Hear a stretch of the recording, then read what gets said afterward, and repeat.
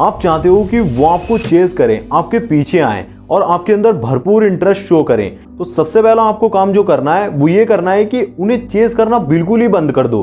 क्योंकि जब तक आप किसी भी इंसान को चेज करते हो ना, तो आप उन्हें खुद को चेज करने का मौका ही नहीं देते हो। तो सबसे पहले उन्हें चेज करना बंद करके उन्हें आपके पीछे आने का मौका दो, उन्हें खुद को चेज करने का मौका दो। लेकिन ये चेज आखिर किस बला का नाम है, इसके पीछे की साइकोलॉजी क्या है? आज के टाइम पर हर कोई चाहता है कि लोग उसे चेज करें, उसके पीछे आए। इसको समझाने के लिए आज की इस वीडियो में मैं आपको 3 ऐसे फंडामेंटल रीजंस के बारे में बताने वाला हूं, या फिर कह लो कि रूल्स के बारे में बताने वाला हूं, जिसका यूज करके ही आप किसी भी इंसान को खुद आपको चेज करने के लिए मजबूर कर सकते हो। या फिर कह सकते हैं कि जब आप किसी को चेज करते हो ना, या फिर कोई आपको चेज करता है, तो वो इसी पैटर्न को फॉलो करके, इन्हीं रूल्स को फॉलो करके आपके पीछे आ सकता है। बट वीडियो में आगे बढ़ने से पहले ये बात बिल्कुल ही क्लियर कर देता हूँ कि ये बिल्कुल भी मैनिपुलेशन नहीं है, क्योंकि यहाँ पर किसी का भी कोई भी नुकसान नहीं हो रहा है। यहाँ पर सिर्फ आपके फायदे की डील नहीं है। अगर आप किसी को अपने पीछे चेज करने के लिए मजबूर करते हो ना, कोई आपके पीछे आता है, तो उसे भी तो आपसे प्यार करने में खुशी मिल रही है। और आप इस दुनिया में आए हो, सिर्फ टाइम पास करने तो आए नहीं हो। अगर कोई आपको पसंद कर रहा है, आपको अटेंशन दे रहा है, प्यार कर रहा है, केयर कर रहा है आपकी, तो इसमें हर्जी क्या है, बुराई क्या है? तो ये मैनिपुलेशन बिल्कुल भी नहीं है। और ये जो 3 फंडामेंटल रूल्स मैं आपको बताने वाला हूं, और साथ ही वीडियो के एंड में 3 ऐसे फॉर्मूलाज के बारे में बताऊंगा जिससे आप लोगों को अपने पीछे चेज करने के लिए मजबूर कर सकते हो, आपको चेज करने के लिए मजबूर कर सकते हो। तो उन्हें बिल्कुल भी मिस मत करना। तो सबसे पहले मैं आपको समझा देता हूं कि चेज की डेफिनेशन क्या होती है। अगर रियल लाइफ में आप कहो ना कि चेज क्या होता है, तो चेज को हम इस तरीके से डिफाइन कर सकते हैं, जैसे कि मैंने अपनी रियल लाइफ में एक सिद्धांत बना रखा है, प्रिंसिपल बना रखा है, उसे आप ध्यान से सुनना। किसी भी इंसान के आपको इतना ज़्यादा करीब नहीं जाना है कि आप बिल्कुल ही उसकी आंखों में चुभने लगो, और ना ही, दूसरी चीज़ भी बहुत इंपॉर्टेंट है, ना ही इतना ज़्यादा दूर जाना है कि आप उसे बिल्कुल ही धुंधले दिखने लगो, वो बिल्कुल ही आपको भूल सा जाए। इतना ज़्यादा पास में नहीं जाना है कि वो आपसे बिल्कुल ही बोर हो जाए, और इतना ज़्यादा दूर भी नहीं जाना है कि आप उसे धुंधले दिखने लगो, वो आपको बिल्कुल ही भूल जाए। इसे आप अपने दिमाग में बिल्कुल ही घुसा लो, क्योंकि यही चीज़ है, इसे ही कहेंगे हम चेज करना। जब इस तरीके का डिस्टेंस आप किसी भी इंसान के साथ मेंटेन कर पाते हो ना, तो वो ऑटोमेटिकली आपको पाने के लिए क्रेविंग्स करना शुरू कर देता है, वो ऑटोमेटिकली आपके पीछे आना शुरू कर देता है, आपको चेज करना शुरू कर देता है। अब मैं आपको उन 3 फंडामेंटल रूल्स की मदद से समझाता हूं कि अगर कोई इंसान आपको चेज करता है, आपके पीछे आता है, तो उसकी मेंटेलिटी क्या होती है, कैसे उसका माइंड वर्क करता है। यहाँ पर ऐसा नहीं होता है कि आपका प्यार बढ़ जाता है, आपकी मोहब्बत बढ़ जाती है, कम हो जाती है। नहीं, आपका माइंड किस तरीके से वर्क करता है, कैसे आपके अंदर किसी इंसान के लिए क्रेविंग्स पैदा होती हैं, उसको समझ गए ना एक बार आप। इसीलिए कह रहा हूँ कि इन 3 फंडामेंटल रूल्स को ध्यान से सुनो। सबसे पहले आपको कुछ बातें ध्यान में रखनी है। देखो, जब भी कोई चीज़ की हमारे पास भरपूर मात्रा होती है, मतलब वो पूरी तरीके से अवेलेबल होती है, किसी इंसान को आप कॉल करते हो, वो तुरंत से उठा लेता है, तुरंत से आपसे मिलने आ जाता है, हर बार वो आपके लिए तैयार खड़ा होता है, और कोई चीज़ आपको बहुत आसानी से मिल जाती है, तो उसकी हमें उतनी ज़्यादा कद्र नहीं होती है। जो चीज़ हमें आसानी से मिल जाती है, जो चीज़ हमारी लाइफ में भरपूर मात्रा में अवेलेबल होती है, उसकी हम इतनी ज़्यादा कद्र नहीं करते हैं। लेकिन जिस चीज़ की कमी होती है ना, हमें पता है कि ये इंसान हमें अभी मिल रहा है, अगर इसे हमें थोड़ा सा भी ढील देते हैं, इसको थोड़ा सा भी ऐसे दिखाते हैं कि मैं तुझ में कम इंटरेस्टेड हूँ, तो ये हमारी लाइफ से चला जाएगा, तो उसकी हम ज़्यादा कद्र करते हैं। जैसे कि आईफोन का ही एग्जाम्पल ले लो। जब किसी के पास आईफोन नहीं होता है ना, जैसे अभी हाल ही में 16 प्रो मैक्स लॉन्च हुआ, तो जब लोगों के पास वो नहीं था ना, तो लोग एकदम से बौखलाए से हुए थे, सुबह दिन में जाके लाइन में लगे हुए हैं और किसी ना किसी तरीके से उस फोन को खरीदना चाह रहे हैं। लेकिन जब वो फोन उनके पास एक्चुअल में आ गया, तो आप देखोगे कुछ ही दिनों के बाद उनकी जो सेटिस्फेक्शन का लेवल था ना, वो अच्छा खासा पूरा हो जाता है। तो वो फोन कहीं कोने में पड़ा हुआ होता है, उस पर अच्छे खासे स्क्रैचेस आ रखे होते हैं, वो किसी ना किसी तरीके से उस पर ज़्यादा ध्यान देना कम कर देते हैं। जब तक कोई चीज़ नहीं मिल रही थी, आप उसके पीछे भाग रहे थे, चेस कर रहे थे, लेकिन जैसे ही वो चीज़ मिल गई, तो तुरंत से आपका जो सेटिस्फेक्शन का लेवल था वो कंप्लीट हुआ, और वो धीरे धीरे आपके दिमाग से निकलने लगी। और ये चीज़ हमारे अंदर बड़े होने से डेवलप नहीं हो गई, बल्कि बचपन से ही हमारी इसी तरीके की ब्रेन फंक्शनिंग होती है। याद करो, जब हम बच्चे थे ना, हमें कोई खिलौना पसंद आ जाता था, तो एकदम से हम पागल से हो जाते थे, किसी ना किसी तरीके से बस उस खिलौने को पाना चाहते थे। हम बहुत ज़्यादा नाराज़ हो जाते थे, खाना नहीं खाते थे, जिद करते थे, रोते थे, मतलब कैसे ना कैसे करके उसे पाना चाहते थे। लेकिन जब हमारे माँ बाप उसे लाकर दे देते थे ना, वो क्रेन छोटी सी घिसने वाली, वो चलाने के लिए दे देते थे, तो कुछ ही दिनों बाद देखा जाता था कि वो कहीं कोने में पड़ी हुई है, उसका कोई एंगल टूटा पड़ा हुआ है और उससे हमारा ध्यान हट गया है, क्योंकि उस वक्त कुछ नया खिलौना हमें पसंद आने लगता था। ऐसे ही आईफोन के साथ होता है, नया मॉडल आया तो उससे ध्यान भटक गया। सिंपल सा ही मैंने आपको चेज की डेफिनेशन में ही बताया ना कि कम या फिर ज्यादा करना, डिस्टेंस और अवेलेबिलिटी को बैलेंस करके चलना। ये चीज जब आप सामने वाले की साइकी को समझ जाओगे, मेंटेलिटी को समझ जाओगे, तो वो करना आपके लिए इजी हो जाएगा। तो फाइनली हमें ये समझ में आया कि जितना ही ज़्यादा हमें कोई चीज़ मिलने लगती है ना, किसी भी इंसान को पा लेते हैं, उतना ही ज़्यादा हम सुकून में आ जाते हैं। लेकिन फिर जैसे ही वो हमसे दूर जाना शुरू कर देता है, हमसे थोड़ी दूरी बढ़ाता है, वैसे ही हमारे दिमाग में करंट सा लगता है। मतलब अचानक से हमें ऐसा लगता है कि कोई चीज़ हमने पा ली थी, अब वो कैसे हमसे दूर जा रही है। तो इस चीज़ को जो लोग मेंटेन कर पाते हैं ना, जो डिस्टेंस और अवेलेबिलिटी को मेंटेन कर पाते हैं, वही लोगों को चेस करने के लिए मजबूर कर पाते हैं। तो इस चीज़ को अपने जहन में रखना है, अपने दिमाग में रखना है, तभी आप उस फॉर्मूले को यूज़ कर पाएंगे, जो मैं आगे आपको बताने वाला हूँ। अब दूसरा पॉइंट है अनसर्टिनिटी। जब इंटरेस्ट और मिस्ट्री दोनों मिलकर के काम करते हैं ना, तो सामने वाले के दिमाग में डोपामिन रिलीज होता है। यानी कि कभी तो आप बहुत ही ज़्यादा अवेलेबल रहते हो और कभी अचानक से अनअवेलेबल हो जाते हो। तो ये चीज़ जब आप करते हो ना, तो उसके दिमाग में एक डोपामिन रिलीज होता है, क्यूरियोसिटी पैदा होती है। और जब आप किसी बारे में बात कर रहे थे, उस बात का इतना सा हिंट दे देते हो कि उसके दिमाग में कुछ थॉट्स पैदा होने लगते हैं, और फिर उस थॉट्स के बेस पर उसे आगे का मामला खुद ही सोचने के लिए छोड़ देते हो।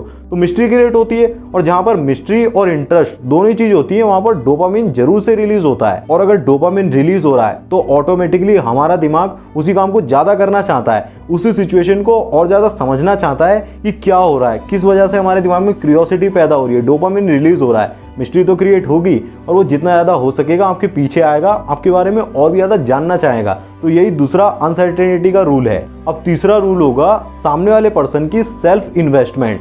यानी कि जब आप सामने वाले को आपको पाने के लिए मेहनत करवाते हैं, वो कितना ज़्यादा अपना टाइम इन्वेस्ट करता है, अपना पैसा इन्वेस्ट करता है, या फिर कुछ भी इन्वेस्ट करता है, अपनी मेहनत करता है आपको पाने के लिए। क्योंकि जब भी कोई चीज़ हमें बहुत ही ज़्यादा आसानी से मिल जाती है ना, उसकी इतनी ज़्यादा कद्र नहीं रहती है। जैसे कि मैंने आपको आईफोन 16 का एग्जांपल दिया ना, उसी से समझ लो। अगर आपको आईफोन 16 ऐसे ही मिल जाता, आप बैंक से पैसे निकाले, आपके बैंक में पैसे पड़े हुए हैं, पापा ने डाल दिए थे या फिर किसी भी तरीके से, तो आप ले आते, उतना उसमें मज़ा नहीं आता। जबकि आपने पैसे कमाए या फिर किसी से उधार मांगी, मेहनत करी किसी भी तरीके की, और बहुत दिनों तक आप रुके रहे, फिर आपको आईफोन 16 का मज़ा मिला, तो कुछ दिनों तक आपके दिमाग में रहेगा। तो ऐसी चेज का जो रूल है, उसमें भी यही चीज़ काम करती है।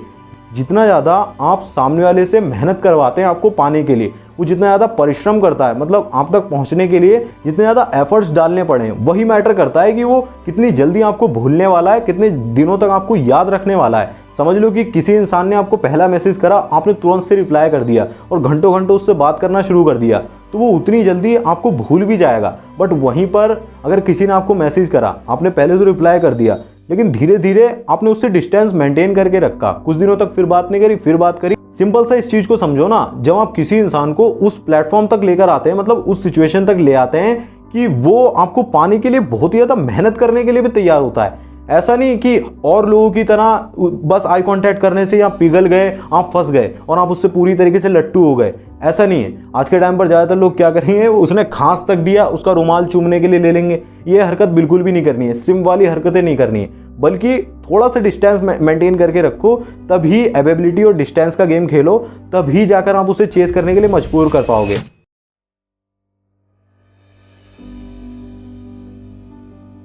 अब फॉर्मूला नंबर 1 होगा, या फिर कह लो कि फॉर्मूले का सबसे पहला पॉइंट होगा the power of perceived value. अब इसे हम एक एग्जांपल से समझते हैं। क्या आपने कभी सोचा है कि ये जो टीवी एड्स होते हैं, एडवर्टाइजमेंट्स होते हैं, इनमें हमेशा बहुत ही ज़्यादा अट्रैक्टिव चीज़ों को क्यों दिखाया जाता है, बहुत ही ज़्यादा अट्रैक्टिव लोगों को क्यों दिखाया जाता है? फिर वो मैंस हो या फिर वुमेन्स हो, भले शेविंग क्रीम का एड ही क्यों ना हो, लेकिन उसमें भी कहीं ना कहीं एक अट्रैक्टिव वुमेन को डाल दिया जाता है, ताकि उसके जो फिगर होता है, उसके कपड़े होते हैं, मतलब किसी भी तरीके से ड्रेसअप किया जाता है, जिसे देखकर आपकी आंखें चौंधिया जाती हैं, और उसी बेस पर आप उस प्रोडक्ट को डिसाइड करते हो, उसकी एक इमेज आपके दिमाग में क्रिएट होती है। और वहाँ पर अगर कोई फेमस एक्ट्रेस हुई या फिर फेमस एक्टर भी हुआ, तो उसको देखकर एक अलग से अट्रैक्शन पैदा होता है, और उसी अट्रैक्शन के बेस पर ही आप उस प्रोडक्ट को खरीदते हो। तो उसके पीछे की साइकी क्या है, लोगों के अंदर डिजायर पैदा हो सके। और जितनी अच्छे तरीके से आप मार्केटिंग करेंगे ना, जितने अच्छे तरीके से आप अपने प्रोडक्ट को पेश कर पाएंगे, उतने ज़्यादा ही लोगों के अंदर डिजायर पैदा होगा, अट्रैक्शन पैदा होगा। लोग ऐसा सोचेंगे कि अरे हाँ, ये फलाना एक्टर भी इस प्रोडक्ट को खरीद रहा है, जबकि ये ऐड कर रहा है ना, तो मैं भी इसे खरीदूंगा, मैं भी खूब सारे पैसे कमाऊंगा, या मैं भी बहुत ही गोरा हो जाऊंगा, मैं भी इस शेविंग क्रीम का यूज़ करूंगा। इसी तरीके से लोग सोचकर उस प्रोडक्ट को खरीदते हैं। तो यहाँ पर भी आपको इस फॉर्मूले को चेस करने वाला जो कॉन्सेप्ट है इसमें यूज़ करना है। आपको अपनी इमेज को इस तरीके से प्रेजेंट करना है कि सामने वाला पूरी तरीके से उसमें खो जाए, पूरी तरीके से मंत्रमुग्ध हो जाए। मतलब वो आपको देखकर उसे ऐसा लगे कि वाह, इसके अंदर कितना ज़्यादा कॉन्फिडेंस है, ये किसी से बिल्कुल भी नहीं डरता है। या फिर हो सकता है कि इसके हेयर स्टाइल कितना ज़्यादा बढ़िया है, इसका ड्रेसिंग सेंस कितना ज़्यादा बढ़िया है। ये सारी चीज़ें आपको बतानी नहीं है, आपको अपने एक्ट से शो करना है और सामने वाले पर ही छोड़ देना है कि वो किस तरीके से इन चीज़ों को समझता है। वो धीरे धीरे जब आपकी इमेज को अपने दिमाग में क्लियर करने लगेगा ना, उसके दिमाग में डिज़ायर पैदा होने लगेगा आपको पाने का, आपके बारे में सोचने का, तो वो खुद ही आपको चेस करने के लिए रेडी होगा। और साथ ही एक और इम्पॉर्टेंट चीज़ है यहाँ पर, मिस्ट्री। आपकी जो पर्सनैलिटी है ना, आपका जो ऑरा है, उसके अंदर मिस्ट्री जरूर से होनी चाहिए।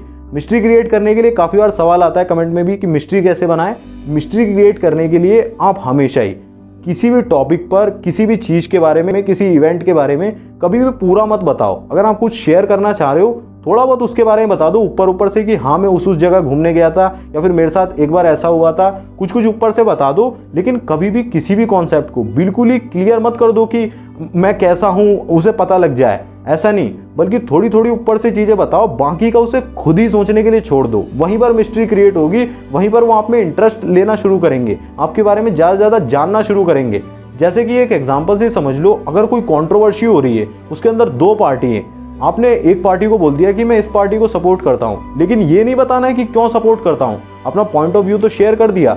फिर वो इंसान सोचेगा कि दूसरी वाली पार्टी तो बिल्कुल ही बेकार है, ये उसे क्यों सपोर्ट कर रहा है, मतलब इसे कौन सी ऐसी उसके अंदर अच्छी चीज़ दिखी, उसके बारे में वो जानना चाहेगा। वहीं से मिस्ट्री क्रिएट होती है। मतलब आपने अपना कॉन्फिडेंस दिखा दिया और उसे बता दिया कि मुझे वो पसंद है, फिर सामने वाला जानना चाहेगा कि उसमें इसे कौन सी ऐसी अच्छी बातें पसंद है, और वो खुद ही आपके पीछे आएगा, आपके बारे में और भी ज़्यादा जानना चाहेगा। फॉर्मूला नंबर 2 होगा the art of pull back. अब इस फॉर्मूले को समझने के लिए आपको पुश एंड पुल के डायनेमिक्स को समझना होगा। चलो इसे एक छोटे से एग्जांपल से समझते हैं। जैसे कि आप हर चीज़ में उसके साथ पूरी तरीके से इन्वॉल्व हो, मतलब अगर आप उससे बात कर रहे हो, उससे चैट कर रहे हो, उससे मिल रहे हो, कोई प्रोजेक्ट पर काम कर रहे हो, किसी भी चीज़ में, ऑफिस में हो, स्कूल में हो, कहीं पर भी आप उस पर पूरा ही ध्यान देते हो, पूरी अटेंशन देते हो। यहाँ पर एक चीज़ ध्यान रखना, मैं ये बिल्कुल भी नहीं कह रहा हूँ आपको उसको छोड़कर चले जाना है या फिर घोस्ट कर देना है, ऐसा बिल्कुल भी नहीं है। बस एक तरीके से किसी काम में आपको कुछ मतलब पुश करना है पहले, फिर पुल करना है। मैं बताता हूँ कैसे करना है। जैसे कि आप डेली उससे बात कर रहे हो, पूरी तरीके से इन्वॉल्व हो, फिर अगले दिन बात कर रहे हो, फिर अगले दिन बात कर रहे हो, बहुत ही खुश हैं आप दोनों और बहुत अच्छे से बात कर रहे हैं, लेकिन फिर उसके बाद अचानक से तीसरे दिन आपको बात नहीं करनी है। कुछ ऐसा नहीं हुआ है कि आपने उसे रिजेक्ट कर दिया है, उसे धोखा दे दिया है, नहीं, बल्कि आप थोड़ा डिस्टेंस मेंटेन कर रहे हो, क्योंकि जिस चीज़ की भरपूर मात्रा में लाइफ में आ जाती है ना, वो उसकी कदर नहीं रहती है, ये दिमाग में रखना है। तो आपने डिस्टेंस जब मेंटेन करा तो खुद सामने से पीछे आना चाहेगा। उसे ऐसा लगेगा कि जब ये इंसान मेरे से अच्छा खासा सब कुछ चल रहा था, इसने अचानक से मतलब बात एक दिन स्किप क्यों करा। वही चीज़ उसके दिमाग में मिस्ट्री क्रिएट करेगी, वो आपके बारे में सोचने पर मजबूर होगा। जहाँ पर आपने सिंपल सा ही क्या करा, पूरी तरीके से इन्वॉल्व होने के बाद तीसरे दिन ना बात करके उसे ऐसा महसूस कराया कि मैं क्या चीज़ हूँ, वाकई में क्या हूँ, तभी वो आपके बारे में सोचेगा। जब आप इन दो फॉर्मूलाज को पूरी तरीके से फॉलो कर लेते हैं, इंप्लीमेंट कर लेते हैं, फिर उसके बाद तीसरा फॉर्मूला आता है the rule of social proof. अब आपको क्या करना है, उसे ऐसा महसूस कराना है कि ये इंसान अपनी लाइफ में ऑलरेडी बहुत ही ज़्यादा खुश है, बहुत ही ज़्यादा भरा हुआ है। जैसे कि आप सोशल मीडिया पर अपनी फैमिली के साथ हंसते हुए, मतलब हैप्पी पिक्चर्स को शेयर कर सकते हो, स्टोरी लगा सकते हो, या फिर अपने फ्रेंड्स के साथ स्नैप्स भेज सकते हो, या फिर किसी ना किसी तरीके से इनडायरेक्टली उसे ऐसा दिखा देना है कि ये अपनी लाइफ में बहुत ही ज़्यादा इंजॉय कर रहा है, बहुत ही ज़्यादा उसकी लाइफ में पहले से बहुत ही ज़्यादा टास्क हैं जिनसे वो बहुत ही ज़्यादा खुश होता है। इसकी लाइफ में वाकई में और भी चीज़ें हैं खुश होने के लिए। तो जो भी इंसान, कोई भी इंसान अगर किसी से अट्रैक्ट होता है, वो तभी होता है जब वो पहले से ही देखता है कि इसके पास तो सब कुछ है, तो वो उसी के लिए आता है। जब उसके पास कोई कमी होती है, वो उसे फुलफिल करने के लिए आता है। कोई अगर वो देखेगा ना कि ये तो पहले से ही बहुत दुखी है, रोता रहता है, रोता गाता रहता है, तो कोई भी आपसे अट्रैक्ट नहीं होगा। उसे ऐसा दिखा देना, महसूस करा देना है कि वाकई में आपकी लाइफ में हैप्पीनेस की बिल्कुल भी कमी नहीं है। और जब वो आपको भरा हुआ पाएगा और मतलब अच्छा समझेगा, ऐसे बोलते हैं ना कि जिसके पास पैसा होता है उससे लोग ज़्यादा अट्रैक्ट होते हैं, तो ऐसे ही आपको दिखाना है कि मैं भी इंजॉय कर रहा हूँ अपनी लाइफ को, खाली नहीं बैठा हूँ, तो वो आपके पास ऑलरेडी आएगा, आपको चेस करने के लिए तैयार होगा। ये सिंपल से 3 फॉर्मूलाज थे जिनको अगर आप अपनी रियल लाइफ में अप्लाई कर लेते हो ना, तो कोई भी इंसान आपके पीछे आने से या फिर आपको चेस करने से रुक ही नहीं सकता है। आपका 90 to 95% काम जरूर से बन जाएगा। बाकी अगर आप ये जानना चाहते हो कि लोग एक्चुअल में चाहते क्या हैं, उनके माइंड को रीड करना सीखना चाहते हो, जो कि मैंने इस वीडियो में बताया हुआ है, इस वीडियो पे क्लिक करके अभी देख लो। छोटी सी वीडियो है, आपके लिए बहुत वैल्यूएबल होगी। मैं मिलूंगा आपसे उस वीडियो में, तब तक के लिए बाय, जय श्री राम। अपना ध्यान रखें, खुश रहें।